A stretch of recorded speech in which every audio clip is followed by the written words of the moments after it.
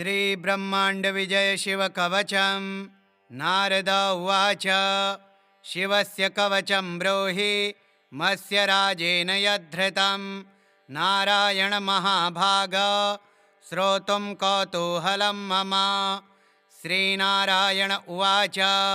कवचं शृणु विप्रेन्द्र शङ्करस्य महात्मनः ब्रह्माण्डविजयं नाम सर्वावयवरक्षणं पुरा दुर्वाससा दत्तं मत्स्यस्य राजाय धीमते दत्त्वा षडक्षरं मन्त्रं सर्वपापप्रणाशनं स्थिते च कवचे देहे नास्ति मृत्युश्च जीविनाम् अस्त्रे शस्त्रे जले वह्नौ सिद्धिश्चेन्नास्ति संशयः यद्धृत्वा पठनात् बाणः शिवत्वं प्राप लीलया बभूव शिवतुल्यश्च यद्धृत्वा नन्दिकेश्वरः वीरश्रेष्ठो वीरभद्रो साम्बो भूद्धारणाद्यतः त्रैलोक्यविजयी राजा हिरण्यकशिपुः स्वयं हिरण्याक्षश्च विजयी चाभवद्धारणाद्धिसः यद्धृत्वा पठनात् सिद्धो दुर्वासा विश्वपूजितः जैगीषव्यो महायोगी पठनाद्धारणाद्यतः यद्धृत्वा वामदेवश्च देवलः पवनः स्वयं अगस्त्यश्च पुलस्त्यश्च अभवद्विश्वपूजितः। ॐ नमः शिवायेति च मस्तकं मे सदावतु। ॐ नमः शिवायेति च स्वाहा भालं सदावतु। ॐ ह्रीं श्रीं क्लीं शिवायेति स्वाहा नेत्रे सदावतु। ॐ ह्रीं क्लीं हूं शिवायेति नमो मे पातु नासिकाम्। ॐ नमः शिवाय शान्ताय स्वाहा कण्ठं सदावतु। ॐ ह्रीं श्रीं हूं संसारकर्त्रे स्वाहा कर्णौ सदावतु। ॐ ह्रीं श्रीं पञ्चवक्त्राय स्वाहा दन्तं सदावतु। ॐ ह्रीं महेशाय स्वाहा चाधरं पातु मे सदा। ॐ ह्रीं श्रीं क्लीं त्रिनेत्राय स्वाहा केशान् सदावतु। ॐ ह्रीं ऐं महादेवाय स्वाहा वक्षः सदावतु। ॐ ह्रीं श्रीं क्लीं मे रुद्राय स्वाहा नाभिं सदावतु। ॐ ह्रीं ऐं श्रीं श्रीं ईश्वराय स्वाहा पृष्ठं सदावतु।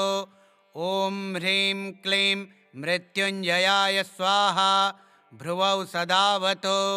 ॐ ह्रीं श्रीं क्लीं ईशानाय स्वाहा पार्श्वं सदावतु।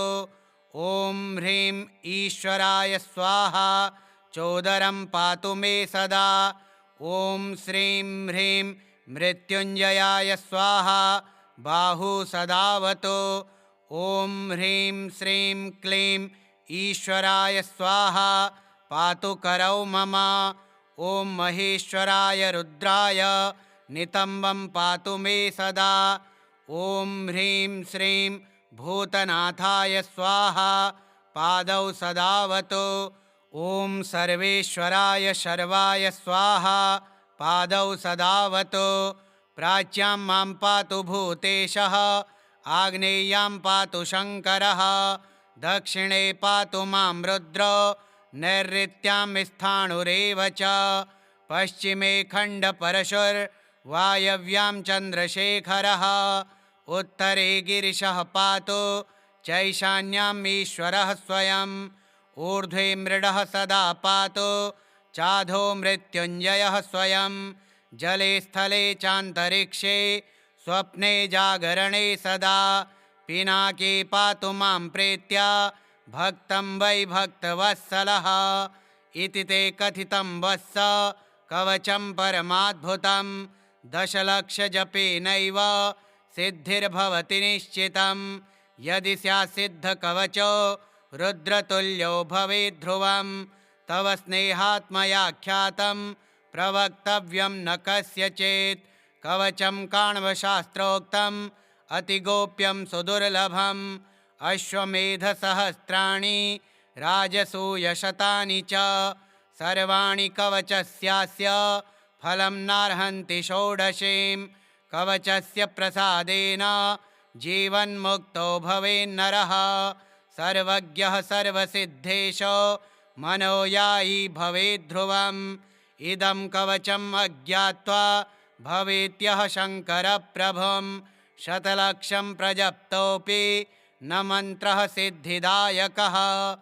नारद उवाच शिवस्य कवचं ब्रूहि मत्स्य राजेन यद्धृतं नारायण महाभाग श्रोतुं कौतूहलं मम।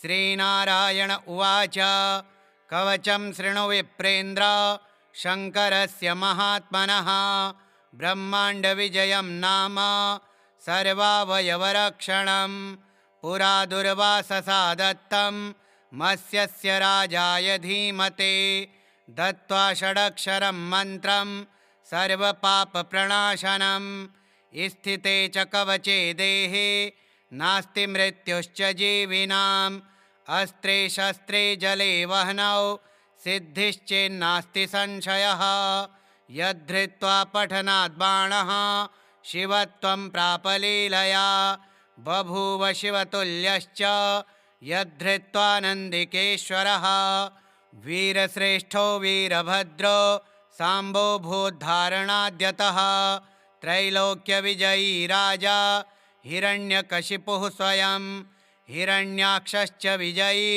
चाभवद्धारणाद्धिसः यद्धृत्वा पठनात् सिद्धो दुर्वासा विश्वपूजितः जैगीषव्यो महायोगी पठनाद्धारणाद्यतः यद्धृत्वा वामदेवश्च देवलः पवनः स्वयं अगस्त्यश्च पुलस्त्यश्च अभवद्विश्वपूजितः। ॐ नमः शिवायेति च मस्तकं मे सदावतु ॐ नमः शिवायेति च स्वाहा भालं सदावतु ॐ ह्रीं श्रीं क्लीं शिवायेति स्वाहा नेत्रे सदावतु ॐ ह्रीं क्लीं हूं शिवायेति नमो मे पातु नासिकाम् ॐ नमः शिवाय शान्ताय स्वाहा कण्ठं सदावतु ॐ ह्रीं श्रीं हूं संसारकर्त्रे स्वाहा कर्णौ सदावतु ॐ ह्रीं श्रीं पञ्चवक्त्राय स्वाहा दन्तं सदावतु ॐ ह्रीं महेशाय स्वाहा चाधरं पातु मे सदा ॐ ह्रीं श्रीं क्लीं त्रिनेत्राय स्वाहा केशान् सदावतु ॐ ह्रीं ऐं महादेवाय स्वाहा वक्षः सदावतु ॐ ह्रीं श्रीं क्लीं मे रुद्राय स्वाहा नाभिं सदावतु ॐ ह्रीं ऐं श्रीं श्रीं ईश्वराय स्वाहा पृष्ठं सदावतु ॐ ह्रीं क्लीं मृत्युञ्जयाय स्वाहा भ्रुवौ सदावतु ॐ ह्रीं श्रीं क्लीं ईशानाय स्वाहा पार्श्वं सदावतु ॐ ह्रीं ईश्वराय स्वाहा चोदरं पातु मे सदा ॐ श्रीं ह्रीं मृत्युञ्जयाय स्वाहा बाहू सदावतु ॐ ह्रीं श्रीं क्लीं ईश्वराय स्वाहा पातु करौ मम ॐ महेश्वराय रुद्राय नितम्बं पातु मे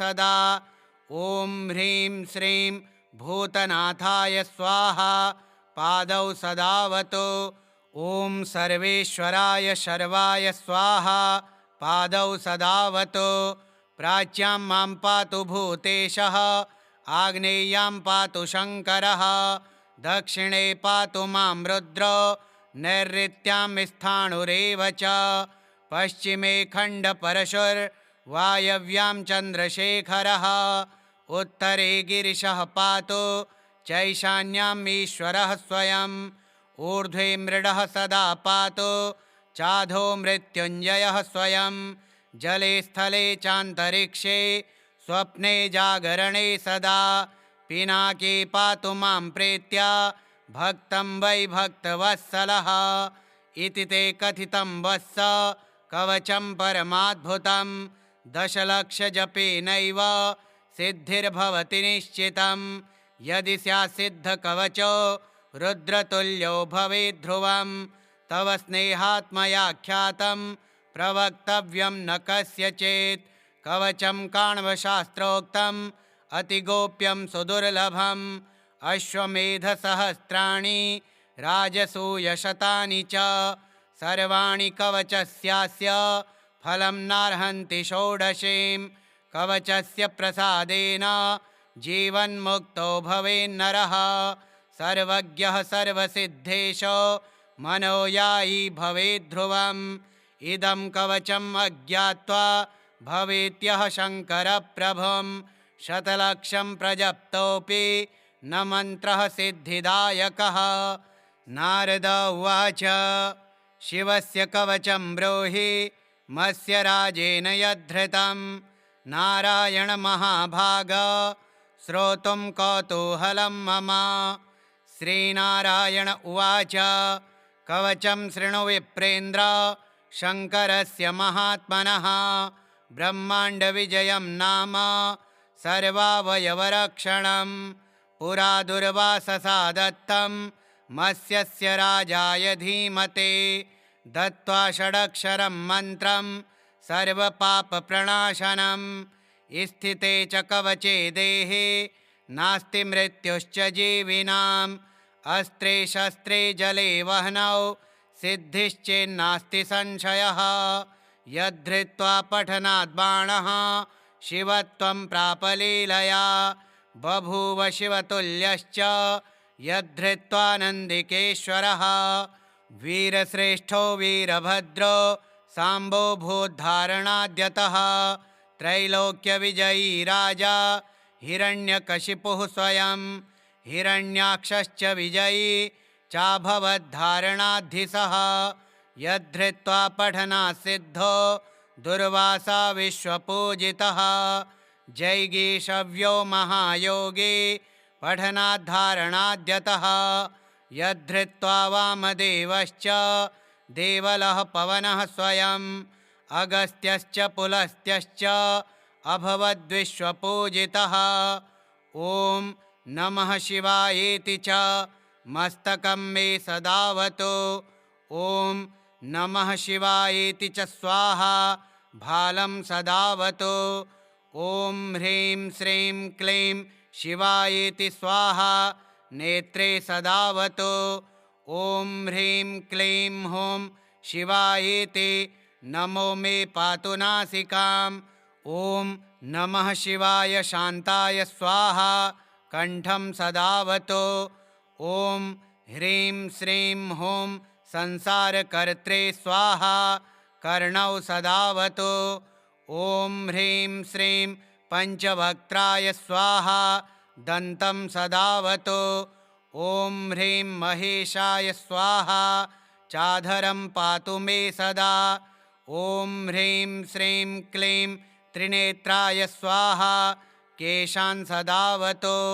ॐ ह्रीं ऐं महादेवाय स्वाहा वक्षः सदावतु ॐ ह्रीं श्रीं क्लीं मे रुद्राय स्वाहा नाभिं सदावतु ॐ ह्रीं ऐं श्रीं श्रीं ईश्वराय स्वाहा पृष्ठं सदावतु ॐ ह्रीं क्लीं मृत्युञ्जयाय स्वाहा भ्रुवौ सदावतु ॐ ह्रीं श्रीं क्लीं ईशानाय स्वाहा पार्श्वं सदावतु ॐ ह्रीं ईश्वराय स्वाहा चोदरं पातु मे सदा ॐ श्रीं ह्रीं मृत्युञ्जयाय स्वाहा बाहू सदावतु ॐ ह्रीं श्रीं क्लीं ईश्वराय स्वाहा पातु करौ मम ॐ महेश्वराय रुद्राय नितम्बं पातु मे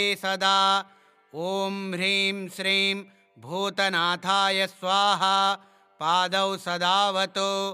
ॐ सर्वेश्वराय शर्वाय स्वाहा पादौ सदावतु। प्राच्यां मां पातु भूतेशः आग्नेयां पातु शङ्करः दक्षिणे पातु मां रुद्रो नैऋत्यां स्थाणुरेव च पश्चिमे खण्डपरशुर्वायव्यां चन्द्रशेखरः उत्तरे गिरिशः पातु चैशान्याम् ईश्वरः स्वयम् ऊर्ध्वे मृडः सदा पातु चाधो मृत्युञ्जयः स्वयं जले स्थले चान्तरिक्षे स्वप्ने जागरणे सदा पिनाके पातु मां प्रेत्या भक्तं वै भक्तवत्सलः इति ते कथितं वत्स कवचं परमाद्भुतं दशलक्षजपेनैव सिद्धिर्भवति निश्चितं यदि स्यात् सिद्धकवचो रुद्रतुल्यो भवेत् ध्रुवं तव स्नेहात्मयाख्यातं प्रवक्तव्यं न कस्यचित्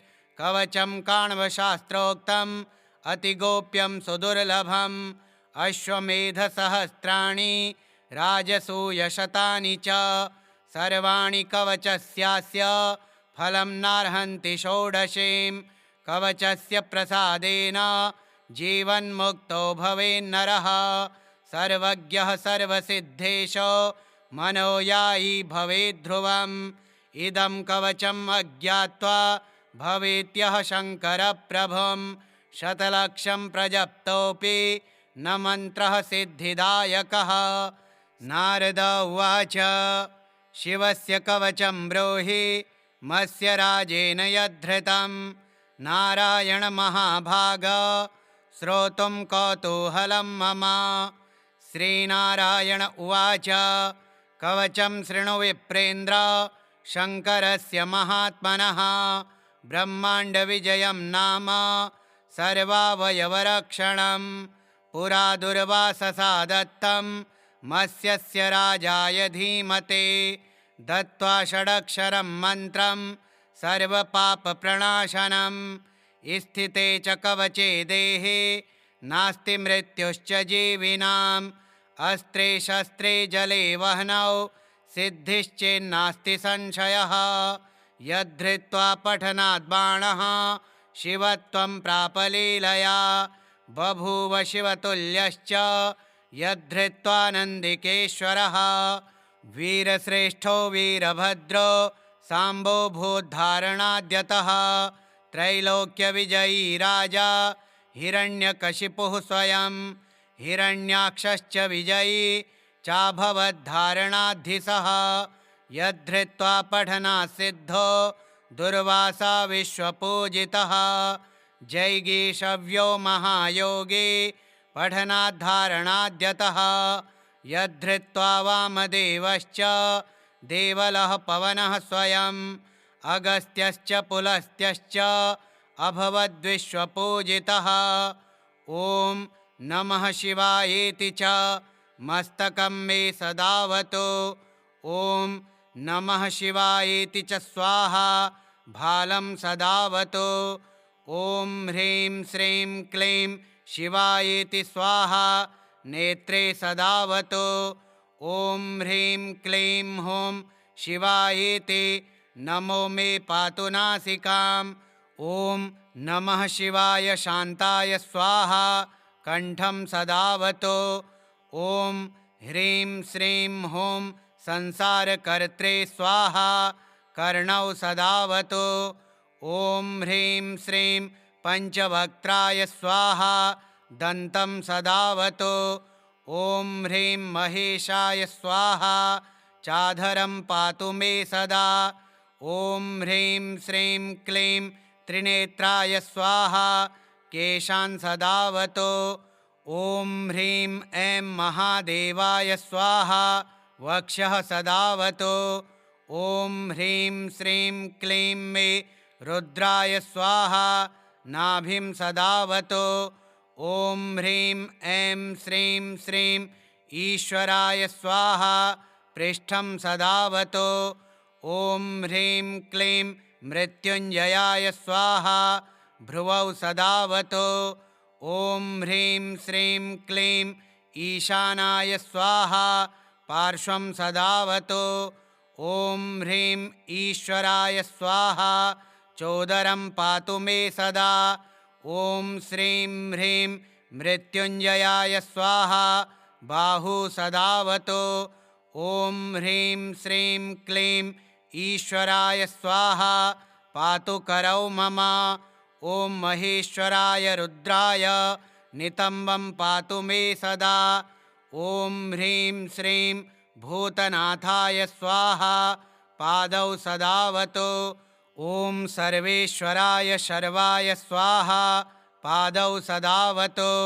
प्राच्यां मां पातु भूतेशः आग्नेय्यां पातु शङ्करः दक्षिणे पातु मां रुद्रो नैऋत्यां स्थाणुरेव च पश्चिमे खण्डपरशुर्वायव्यां चन्द्रशेखरः उत्तरे गिरिशः पातु चैशान्याम् ईश्वरः स्वयम् ऊर्ध्वे मृडः सदा पातु चाधो मृत्युञ्जयः स्वयं जले स्थले चान्तरिक्षे स्वप्ने जागरणे सदा पिनाके पातु मां प्रेत्य भक्तं वै भक्तवत्सलः इति ते कथितं वत्स कवचं परमाद्भुतं दशलक्षजपेनैव सिद्धिर्भवति निश्चितं यदि स्यात् सिद्धकवचो रुद्रतुल्यो भवेत् ध्रुवं तव स्नेहात्मयाख्यातं प्रवक्तव्यं न कस्यचित्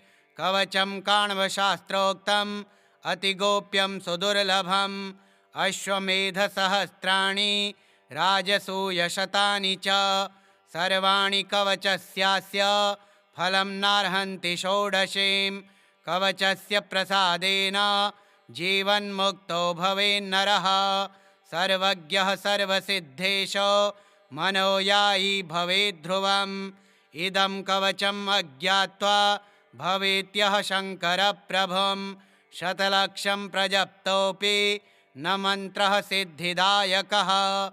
नारद उवाच शिवस्य कवचं ब्रूहि मत्स्य राजेन यद्धृतं नारायण महाभाग श्रोतुं कौतूहलं मम।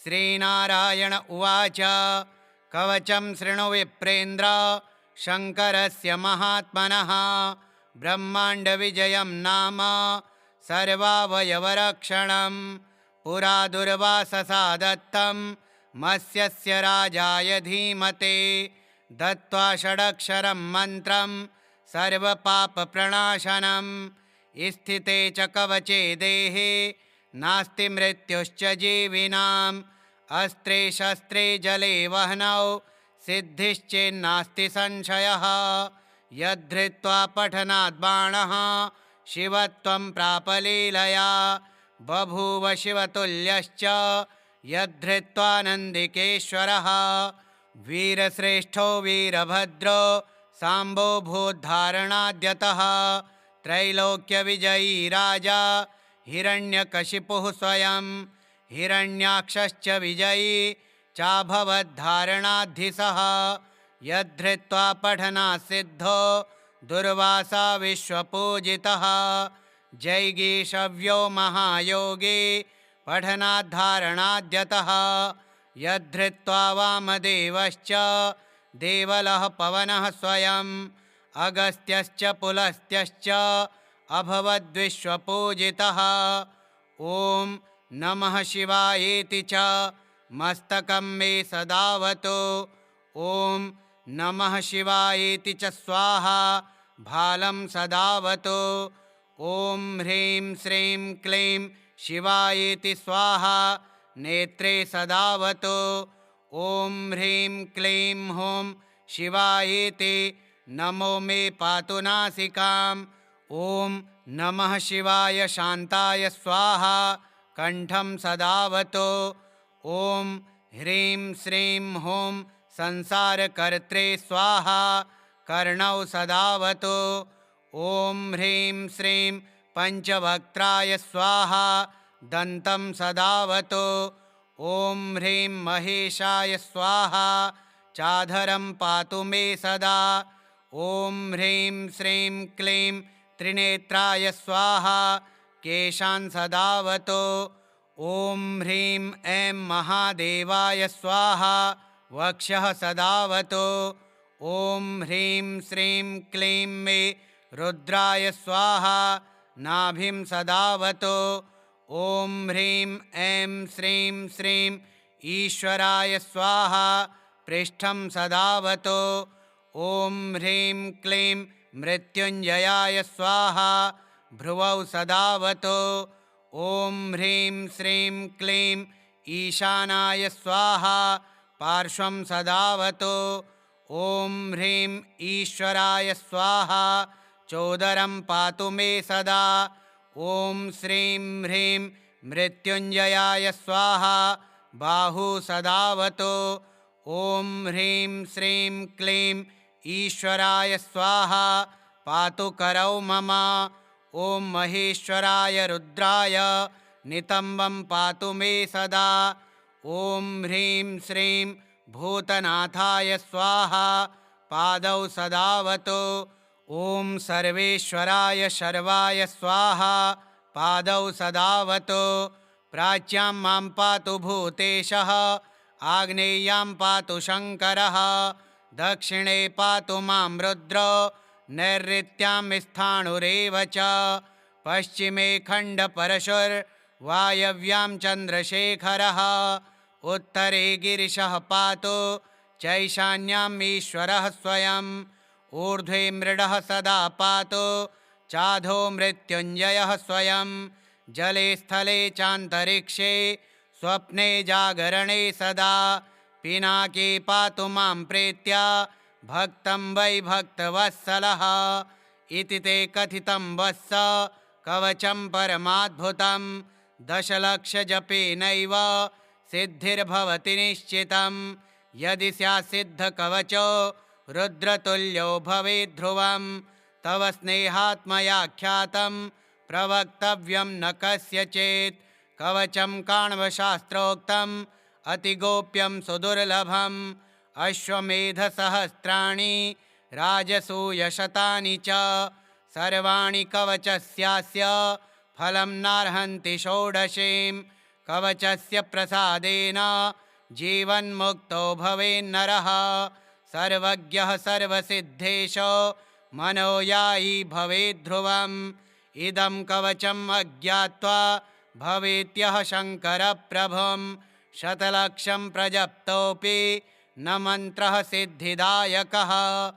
नारद उवाच शिवस्य कवचं ब्रूहि मत्स्य राजेन यद्धृतं नारायण महाभाग श्रोतुं कौतूहलं मम।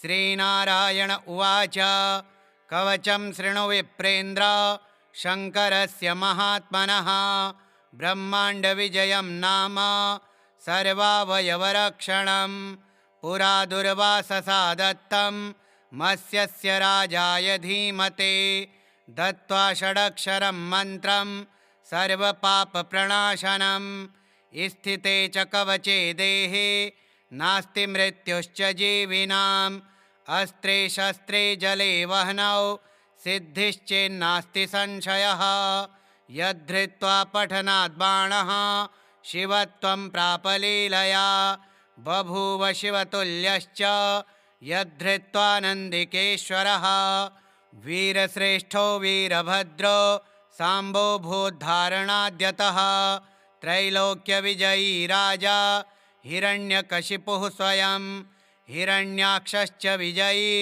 चाभवद्धारणाद्धिसः यद्धृत्वा पठनात् सिद्धो दुर्वासा विश्वपूजितः जैगीषव्यो महायोगी पठनाद्धारणाद्यतः यद्धृत्वा वामदेवश्च देवलः पवनः स्वयं अगस्त्यश्च पुलस्त्यश्च अभवद्विश्वपूजितः।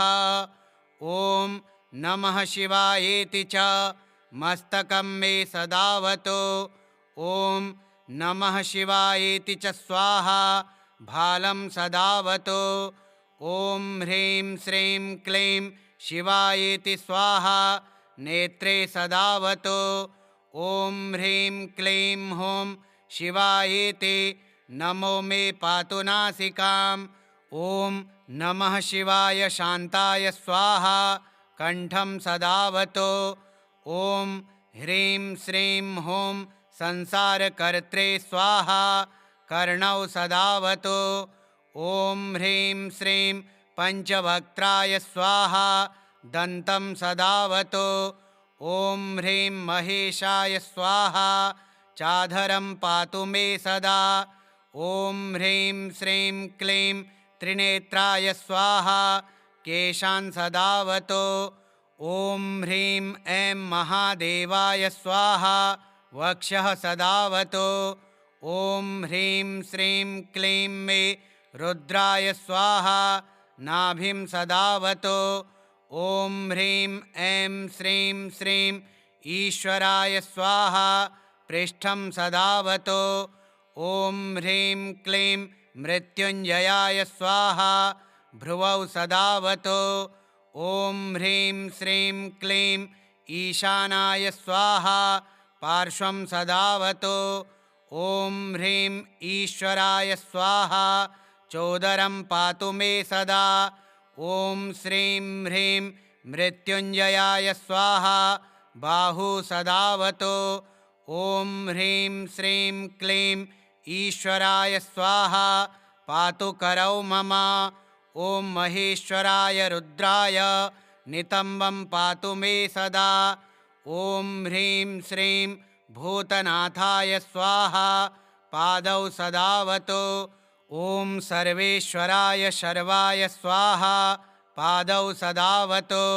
प्राच्यां मां पातु भूतेशः आग्नेय्यां पातु शङ्करः दक्षिणे पातु मां रुद्रो नैऋत्यां स्थाणुरेव च पश्चिमे खण्डपरशुर्वायव्यां चन्द्रशेखरः उत्तरे गिरिशः पातु चैशान्याम् ईश्वरः स्वयं ऊर्ध्वे मृडः सदा पातु चाधो मृत्युञ्जयः स्वयं जले स्थले चान्तरिक्षे स्वप्ने जागरणे सदा पिनाके पातु मां प्रेत्या भक्तं वै भक्तवत्सलः इति ते कथितं वत्स कवचं परमाद्भुतं दशलक्षजपेनैव सिद्धिर्भवति निश्चितं यदि स्यात् सिद्धकवचो रुद्रतुल्यो भवेत् ध्रुवं तव स्नेहात्मयाख्यातं प्रवक्तव्यं न कस्यचित् कवचं काण्वशास्त्रोक्तम् अतिगोप्यं सुदुर्लभम् अश्वमेधसहस्राणि राजसूयशतानि च सर्वाणि कवचस्यास्य फलं नार्हन्ति षोडशीं कवचस्य प्रसादेन जीवन्मुक्तो भवेन्नरः सर्वज्ञः सर्वसिद्धेशो मनोयायी भवेद्ध्रुवम् इदं कवचम् अज्ञात्वा भवेत्यः शङ्करप्रभुं शतलक्षं प्रजप्तोऽपि न मन्त्रः सिद्धिदायकः। नारद उवाच शिवस्य कवचं ब्रूहि मत्स्य राजेन यद्धृतं नारायण महाभाग श्रोतुं कौतूहलं मम।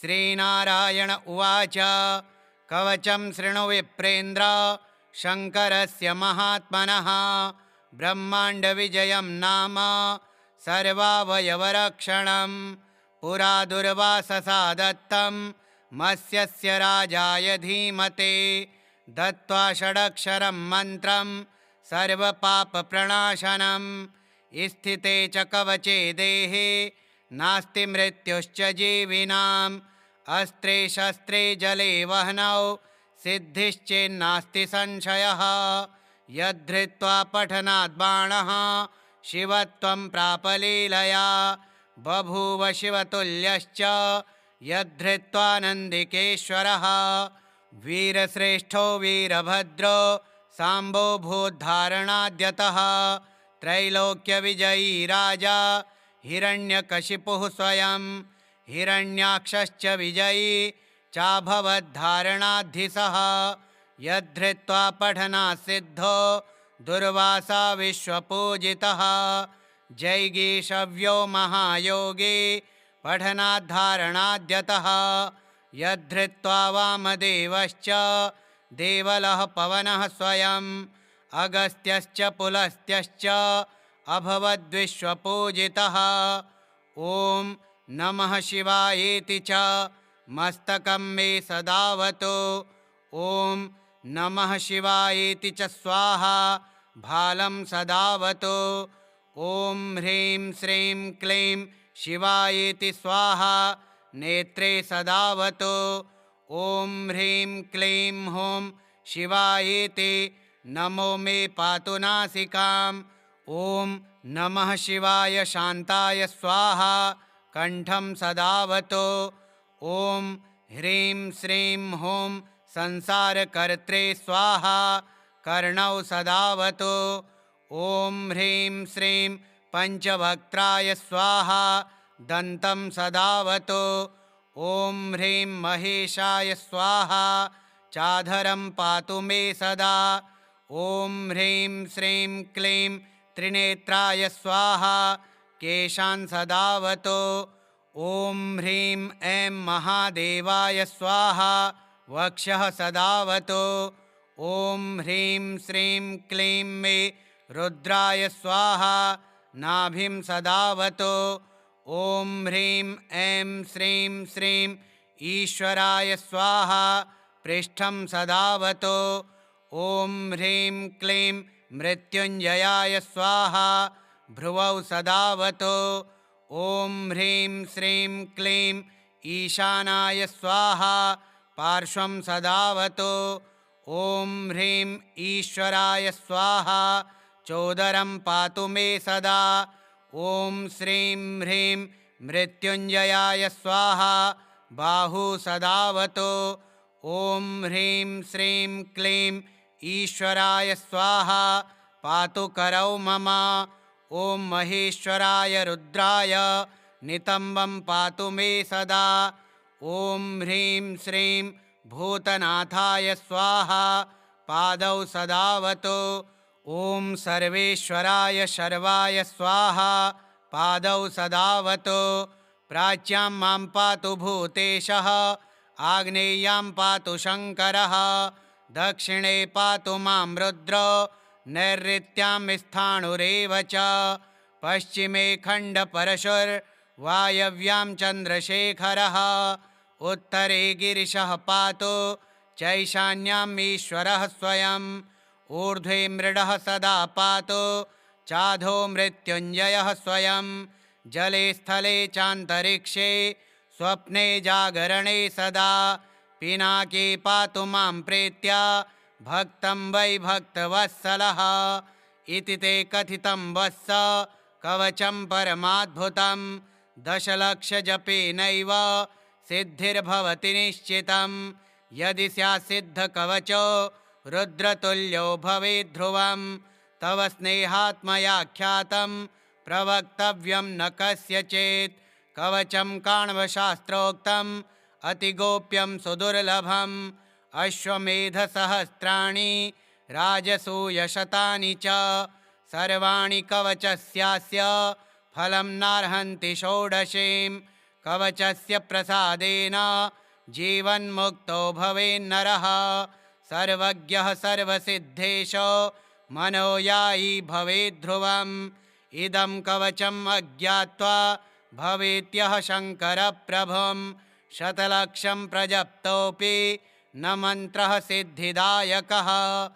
श्रीब्रह्मवैवर्ते पुराणे गणपतिखण्डे ब्रह्माण्डविजयी नाम श्रीशङ्करकवचस्तोत्रम् श्रीशङ्करार्पणमस्तु। ॐ श्री साम्ब सदाशिवाय नमः।